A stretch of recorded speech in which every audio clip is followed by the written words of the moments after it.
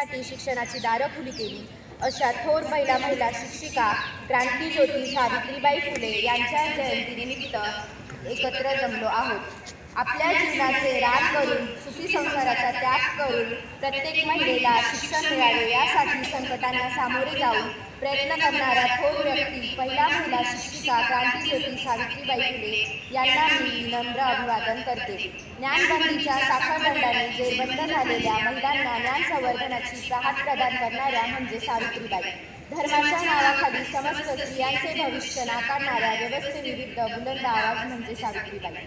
आजकाल प्रत्येक क्षेत्रात महिला दिसू लागल्या आहेत। याचे श्रेय जाते ते क्रांतीसूर्य महात्मा फुले व क्रांतीज्योती सावित्रीबाई फुले यांना। ज्या काळी मुलींना शिकण्यास मनाई होती, चूल आणि मूल एवढे स्त्रीचे जीवन होते, अशा प्रतिकूल काळात महात्मा फुले यांनी स्त्री शिक्षणाची मुहूर्तमेढ रोवली। आजच्या कार्यक्रमासाठी येथे उपस्थित असलेले आपल्या शाळेचे आदरणीय पर्यवेक्षक श्री काळे सर यांना विनंती करते की त्यांनी कार्यक्रमाचे अध्यक्षस्थान स्वीकारावे। ज्यांच्या कार्यामुळे आज आपण साक्षर होऊ शकलो, ज्यांच्यामुळे आपला समाज साक्षर झाला, अशा थोर महिला शिक्षिका क्रांतीज्योती सावित्रीबाई फुले यांच्या प्रतिमेचे पूजन अध्यक्षांनी करावे अशी मी त्यांना नम्र विनंती करते।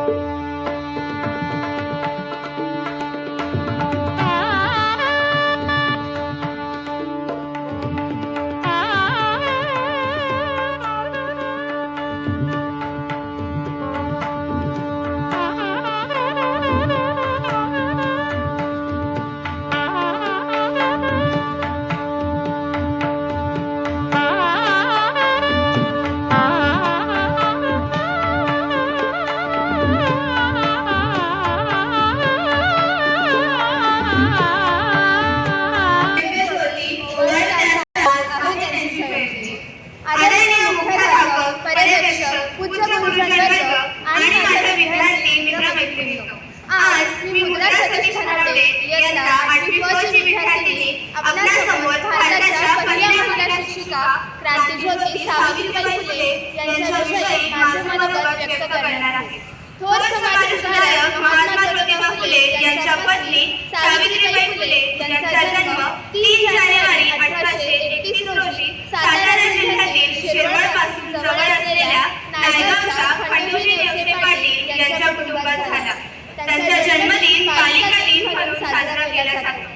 त्यांचा विवाह वयाच्या अवघ्या 9व्या वर्षी क्रांतीसूर्य महात्मा ज्योतिबा फुले यांच्याशी झाला। त्यावेळी त्या निरक्षर होत्या। लग्नानंतर ज्योतिबांनी त्यांना लिहायला वाचायला शिकवले। त्या काळी स्त्रियांनी शिकले महापाप समजले जायचे, पण जिथे सावित्रीबाईंनी यास न जुमानता शिक्षण घेतले। महात्मा फुलेंच्या संघर्षमय कार्यात सावित्रीबाई फुले खांद्याला खांदा लावून कार्य करीत होत्या। महात्मा फुले व सावित्रीबाईंनी इसवी सन 1848 मध्ये पुण्यातील बुधवार पेठेत मुलींची पहिली शाळा काढली। त्यांच्या या क्रांतिकारी विचारांना अनेकांनी विरोध केला, पण सावित्रीबाई मुळीच डगमगल्या नाही। मुलींना शाळेत शिकवायला जात असताना अनेकांनी त्यांच्यावर दबडके केले, शेत मारले, तरीही सावित्रीबाई मागे हटल्या नाही। त्यांनी मुलींच्या जीवनात क्रांती केली। सावित्रीबाईंचे संपूर्ण जीवनच एक आदर्श होते। आज स्त्रिया विविध क्षेत्रात चमकताना दिसतात। या कर्तृत्ववान स्त्रियांच्या पुल्लिंग पेरण्याचे कार्य सावित्रीबाईंनी केले। त्यांच्या शिक्षणाप्रती असलेल्या समर्पणावर अभियानासाठी दर्जेदार पुस्तके दिली, म्हणून त्यांना पहिली भारतीय महिला शिक्षिका होण्याचा मान मिळाला। सावित्रीबाईंनी एका विधवा स्त्रीच्या पोटी जन्म घेतलेल्या यशवंत नावाच्या मुलाला दत्तक घेतले।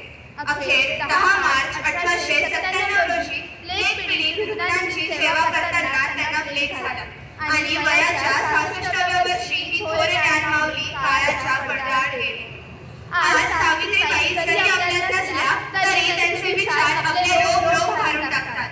आज प्रत्येक मुलीने सावित्रीबाईंपासून प्रेरणा घेऊन संकटांची तोड हात करून जीवनात यशस्वी व्हावे, तरच सावित्रीबाईंचे कार्य खऱ्या अर्थाने सफल होईल। शेवटी जाताना एकच बोलून जाते, स्त्रियांच्या अंधाऱ्या जीवनात पेटविल्या ज्ञानाच्या ज्योती, स्त्रियांच्या अंधाऱ्या जीवनात पेटविल्या ज्ञानाच्या ज्योती, म्हणून तर जगात अमर आहे सावित्री, म्हणून तर जगात अमर आहे सावित्री। धन्यवाद.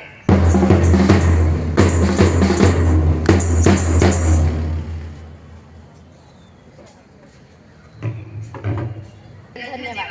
आता मी शाळेचे सन्माननीय पर्यवेक्षक श्री काळे सर यांना विनंती करते त्यांनी आपले मनोगत व्यक्त करावे. माझे सहकारी मित्र श्री भारती सर, त्याचबरोबर आजचा सावित्रीबाई फुले यांचा जन्मदिवस बालदिन म्हणून साजरा करताना ज्या विद्यार्थ्यांनी त्यांच्याविषयी आपलं मनोगत व्यक्त केले असे त्या वर्गाचे विद्यार्थी, तसेच या ठिकाणी उपस्थित इतर विद्यार्थी वर्ग आणि माझे शिक्षक बंधू भगिनींनो, आजचा दिवस क्रांतिज्योती सावित्रीबाई फुले यांचा जन्मदिवस बालिका दिन म्हणून साजरा करण्यासाठी आज आपण या ठिकाणी जमलेलो आहोत. स्त्री शिक्षणाची मूर्त ज्यांनी रोवली असं स्त्री शिक्षणाचं प्रेरणास्थान सावित्रीबाई फुले या महाराष्ट्राच्या पहिल्या स्त्री शिक्षिका म्हणून त्यांना मान देण्यात आला. खऱ्या अर्थाने मित्रांनो, त्या काळामध्ये जी समाज रचना होती, साधारणतः तो काळ होता 1831 ते 1897चा, की ज्या काळामध्ये समाज रचना जी होती ती सर्व 12 बलुतेदार आणि 18 पगडजातीवर आधारित अशी समाज रचना होती. आणि या समाज रचनेमध्ये त्या ठिकाणी पौरत्यांचं, त्या ठिकाणी म्हणजे पुरोहितांचं प्रचंड असं सोम त्या ठिकाणी त्या समाजामध्ये होतं आणि ते सांगेल त्या पद्धतीने कर्मकांड त्या ठिकाणी चालायचं. आणि या कर्मकांडाला विरोध केला म्हणजे ते पाप समजलं जायचं. आणि या सर्व गोष्टी जुगारून सावित्रीबाई फुले आणि ज्योतिराव फुले यांनी स्त्री शिक्षणाची मुहूर्त मिळवली. आणि 1 जानेवारी 1948 साली पहिली पुण्यामध्ये दुधाळ पेठेमध्ये भिडेवाड्यामध्ये पहिली मुलीची शाळा काढली. ही शाळा काढत असताना त्यांना अनेक समस्यांचा सामोरं जावं लागलं. समाजाचा विरोध त्यांना प्रचंड होता. जर सावित्रीबाई फुले आणि ज्योतिराव फुले हे जर त्या ठिकाणी शाळेमध्ये शिकवण्याला जात असत, त्यावेळेस त्यांच्यावर विचारणे करायची, त्यांच्यावर शेत करायचं, त्यांना त्यांच्या चेहऱ्याला बसायचं. परंतु त्यांनी आपलं काम मात्र त्या ठिकाणी थांबवलं नाही. ज्योतिराव फुलेंनी सांगितलं होतं, या ठिकाणी विद्येविना गती गेली, विद्येविना गती गेली, गतीविना मती गेली, मतीविना विद्या कसे विद्याले. खऱ्या अर्थाने थोडं समाजसंघाचं फार चांगलं पीक त्या काळामध्ये आलेलं होतं. त्याचाच एक भाग म्हणून ज्योतिराव फुले आणि सावित्रीबाई फुले यांनी समाज सुधारण्याचा वसा त्या ठिकाणी केला होता. या ठिकाणी सुभाष कारांनी या ठिकाणी सांगितलं आहे, शैले शैलेने माणिक्यम चंदनमा वनवळे वनवळे सात ओणम सर्वत्रम मौक्तिकम न गजे गजे. शैले शैले माणिक्यम म्हणजे प्रत्येक डोंगरावर या ठिकाणी माणिक सापडत नाही. शैले शैलेने माणिक्यम चंदनम न वनवळे, सर्वच वनांमध्ये चंदन झाडं सापडत आहेत. त्याचप्रमाणे सर्व समाजामध्ये सर्वत्र साधू संत आणि चांगली लोक सापडत आहेत. अशा या थोर समाजसुधारक सावित्रीबाई फुले यांनी हा समाज सुधारण्याचा वसा सर्व विरोधांना जुगारून आपलं परखडपणे आपलं कार्य करण्याची चालू ठेवलं. आणि आज आपण या ठिकाणी बघतो आहे आपल्या मुली आज चांगल्या पद्धतीचं शिक्षण घेत आहे. अतिशय सावित्रीबाई फुलेंनी मातीवर त्या ठिकाणी शिक्षण घेतलं. म्हणजे ज्योतिराव फुलेंनी त्यांना मातीवर क कापायचं, ख खाण्याचं काढून शिकवलं.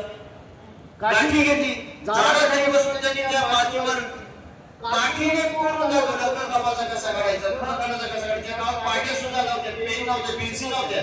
पण अशाही परिस्थितीमध्ये सर्व अडचणींवर मात करून त्यांनी त्या ठिकाणी सगळं साक्षर झाल्या.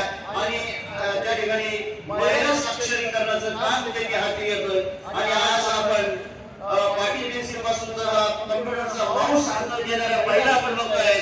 त्या ठिकाणी सुनीता विल्यम्स सारख्या महिला आपण या ठिकाणी बघतोय. म्हणजे आजचा हा स्त्री शिक्षणाचा प्रवास तत्काळापासून आतापर्यंत गगनभरारी घेत चाललेला आहे.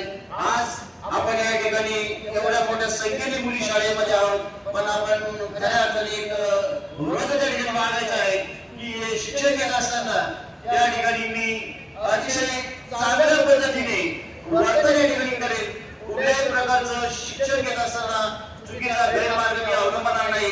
मग तो अध्यापनाचा असेल, माझ्या वागण्याचा असेल, हे जर आपण खऱ्या अर्थाने पाळलं तर तीच खऱ्या अर्थाने सावित्रीबाई फुले यांना आपल्याला आदरांजली असेल असं सांगतो आणि माझे 2 शब्द संपवतो. जय हिंद, जय महाराष्ट्र. वेळ दिलात आमच्यासाठी आज मानतो आपले आभार. आता वेळ झाली आहे कार्यक्रमाच्या समारोपाकडे वळण्याची. यानंतर मी माझी वर्गमैत्री तीर्था योगेश कापसे हिला विनंती करते की तिने पुढील आभार प्रदर्शन करावे. ज्यांच्यामुळे शिकली ती बुबड्यांची मुले, ज्यांच्यामुळे शिकली ती बुबड्यांची मुले, लिहिण्यातली लिहिण्यात होती ती म्हणजे सावित्रीबाई फुले. होता तो पूर्वीचा तो काळ, होता तो पूर्वीचा तो काळ, महिलांना नव्हता शिकण्याचा अधिकार. होता तो पूर्वीचा तो काळ, महिलांना नव्हता शिकण्याचा अधिकार. अशा महान व्यक्ती म्हणजे भारताच्या पहिल्या महिला शिक्षिका सावित्रीबाई फुले. नमस्कार, मी तीर्था योगेश कापसे इयत्ता 8वी ची विद्यार्थिनी आभार प्रदर्शन करण्यासाठी मंचावर उभी आहे. आजच्या कार्यक्रमाला उपस्थित असणारे आपल्या शाळेचे आदरणीय श्री पर्यवेक्षक श्री भारती सर, श्री काळे सर यांचे मी आभार मानते. आजचा कार्यक्रम सादर करण्याची संधी दिल्याबद्दल सांस्कृतिक समिती प्रमुख श्रीमती गीते मॅडम तसेच आम्हाला मार्गदर्शन करणारे खरे सर यांचेही मी आभार मानते. उत्कृष्ट फललेखन करणारे सर्व फलशिक्षक यांचेही मी आभार मानते. आजचा कार्यक्रम पार पाडणारे शिक्षक कर्मचारी यांचेही मी आभार मानते. ज्यांच्यामुळे या कार्यक्रमाला शोभा मिळेल असे माझे मित्र मैत्रिणी तुमचेही मी आभार मानते. आणि अध्यक्षांच्या परवानगीने हा कार्यक्रम संपन्न झाला असे जाहीर करते. धन्यवाद.